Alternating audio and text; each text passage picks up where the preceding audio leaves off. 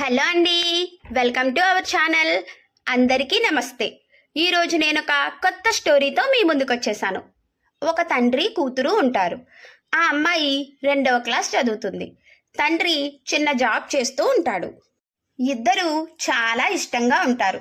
వారం చివరలో శని ఆదివారాలలో ఎక్కడికైనా వెళ్ళి ఎంజాయ్ చేస్తూ ఉంటారు. ఆ అమ్మాయి చదివే క్లాస్లో ఆ అమ్మాయే ఫస్ట్. ఒకరోజు ఎగ్జామ్స్లో ఆ అమ్మాయి పక్కన 8వ క్లాస్ చదివే అబ్బాయి పడతాడు. ఎగ్జామ్స్ రాస్తూ ఉంటాడు. ఆ రోజు మ్యాథ్స్ ఎగ్జామ్. కానీ ఆ అబ్బాయి మ్యాథ్స్ ఎప్పుడూ ఫెయిల్ అయిపోతాడు. ఆ రోజు కూడా ఆన్సర్స్ ఎలా చేయాలో తెలియక ఖాళీగా కూర్చుని ఉంటాడు. ఆ అమ్మాయి ఎగ్జామ్ రాసి పక్కకు చూసింది. నా పేరు సౌమ్య, ఎగ్జామ్ రాయకుండా కూర్చున్నావు ఎందుకన్నయ్యా అని అడిగింది. నాకు మ్యాథ్స్ రావు అన్నాడు. సరే అంది. ఎగ్జామ్స్ అయిపోయి దసరా హాలిడేస్ ఇచ్చారు. హాలిడేస్లో వాళ్ళ నాన్నతో బాగా ఎంజాయ్ చేసింది. స్కూల్ స్టార్ట్ అయింది. ఎగ్జామ్స్ పేపర్లు ఇచ్చారు. అన్నిటిలో సౌమ్య ఫస్ట్ వచ్చింది. కానీ ఎప్పుడు ఫెయిల్ అయ్యే అబ్బాయికి ఈసారి 100కు 100 మార్క్స్ వచ్చాయి. 4 సెక్షన్స్కి ఎవరికి 100 మార్కులు రాలేదు. కానీ ఈ అబ్బాయికి వచ్చింది. కానీ ఆ అబ్బాయి మ్యాథ్స్ టీచర్ 100కి 10 కూడా ఎప్పుడూ రావు, ఇప్పుడు చిన్న మిస్టేక్ కూడా పట్టుకోలేకపోయాను. ఎలా చేసావు అంత బాగా? నిన్ను 6th క్లాస్ నుంచి చూస్తున్నా, నీకు లెక్కలు అసలు రావు అంది టీచర్. దానికి ఆ అబ్బాయి నా పక్కన కూర్చున్న ఆ 2nd క్లాస్ పాప సౌమ్య చేసింది అంటాడు. దానికి ఆశ్చర్యంగా టీచర్ 2nd క్లాస్ సౌమ్యను రమ్మని కబురు చేసింది. సౌమ్య వస్తుంది. ఆ పాపని చూసి నువ్వు లెక్కలు చేశావా, మీ అన్నయ్య ఎవరైనా 8th క్లాస్ చదువుతున్నారా అని అడుగుతుంది టీచర్. దానికి సౌమ్య లేదు టీచర్, నాకు ఎవరూ లేరు, నేను నాన్న ఉంటాము అంది. నీకు ఆ లెక్కలు చేయడం ఎలా వచ్చింది అని అడుగుతుంది టీచర్. ఏమో టీచర్, నేను ఏ లెక్కలు అయినా చేయగలుగుతాను అంది. అదే, అలా ఎవరు నేర్పిస్తున్నారు అంది. టీచర్, మా నాన్న ఏదో పనికి వెళ్తారు, నాకు ఎవ్వరూ నేర్పకుండానే ప్రశ్న చూడగానే ఆన్సర్ ఎలా చేయాలో తెలుస్తుంది అంది. నాకు ఊహ వచ్చినప్పటి నుండి నాకు అలాగే ఉంటుంది అంది. మీ నాన్నగారికి చెప్పావా అని అడిగింది టీచర్.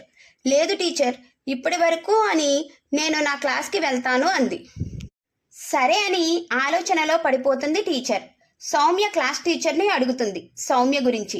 సౌమ్య చాలా బ్రిలియంట్ అని చెప్తుంది. అప్పుడు టీచర్ సౌమ్య ఫాదర్కి ఫోన్ చేసి అడుగుతుంది, నాకు చదువు గురించి పెద్దగా ఏమీ తెలియదు, నా కూతురిని నాలా కాకుండా మంచి ఉద్యోగం చేయాలని అనుకుంటున్నాను అంటాడు సౌమ్య తండ్రి. సరే, లెక్కలు బాగా వస్తే మంచిదేగా, కానీ దాన్ని మామూలుగా చదువుకోనివ్వండి చిన్నపిల్ల అంటాడు సౌమ్య నాన్న. కానీ టీచర్ ప్రిన్సిపాల్ కలిసి వాళ్ళ స్కూల్కి మంచి పేరు రావటం కోసం, స్కూల్ బాగా డెవలప్ అవుతుందని, నెక్స్ట్ ఇయర్ పిల్లలు బాగా జాయిన్ అవుతారని సౌమ్య ఫాదర్కి తెలియకుండా మ్యాథమెటిక్స్ కాంపిటీషన్కు స్కూల్ తరపు నుంచి సౌమ్యని తీసుకొని వెళ్తారు. ఆ కాంపిటీషన్లో ఒక కంప్యూటర్లా ఏ ప్రాబ్లం ఇచ్చినా 1 సెకండ్లో చేస్తుంది. జస్ట్ పట్టుదల మీద క్లాస్ గ్రేడ్ పెంచుకుంటూ కాలేజీ సిలబస్ వరకు ఇస్తారు. ఏ సమ్ ఇచ్చినా నిమిషంలో చేస్తుంది. ఈ విషయం మొత్తం అన్ని ఛానల్స్లో వస్తుంది. ఇది ఎలా సాధ్యమని ఎన్నో ఛానల్స్ ఎన్ని టెస్టులు పెట్టినా చివరికి ఐఐటి సిలబస్లో ప్రాబ్లమ్స్ ఇచ్చినా 1 మినిట్లో చేసేస్తుంది. తండ్రికి ఏం చేయాలో తెలియటం లేదు. తన కూతురు తన చేతిలో నుంచి వెళ్ళిపోతున్నట్లుగా అనిపిస్తుంది. ప్రతి ఛానల్లో ఒక 6 సంవత్సరాల పాపకు ఇది ఎలా సాధ్యం, ఏమిటి వింత అని ప్రపంచం అంతా ఆశ్చర్యపోతుంది. తండ్రిని ఇంటర్వ్యూ చేస్తే, మా ఇంటిలో తరతరాల నుంచి మేము పని చేసుకోవడమే గాని మాకు చదువు అనేది లేదు అంటాడు.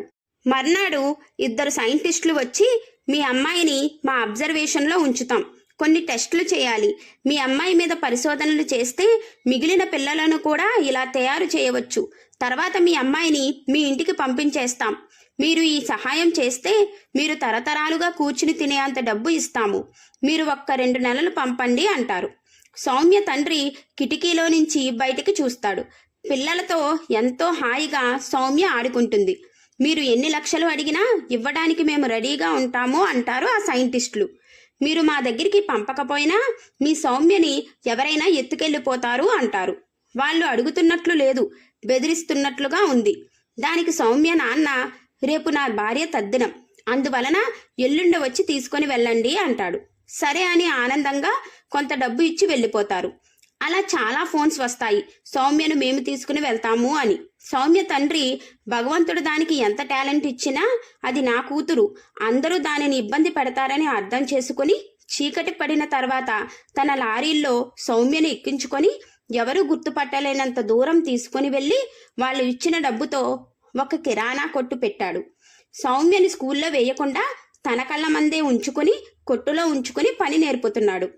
పిల్లకి చదువు లేకపోయినా పర్వాలేదు, నా కళ్ళ ముందే ఆనందంగా ఆరోగ్యంగా తిరుగుతుంది అని సౌమ్య నాన్న అనుకున్నాడు. థ్యాంక్ యూ ఫర్ వాచింగ్ అండి. Please like, share and subscribe.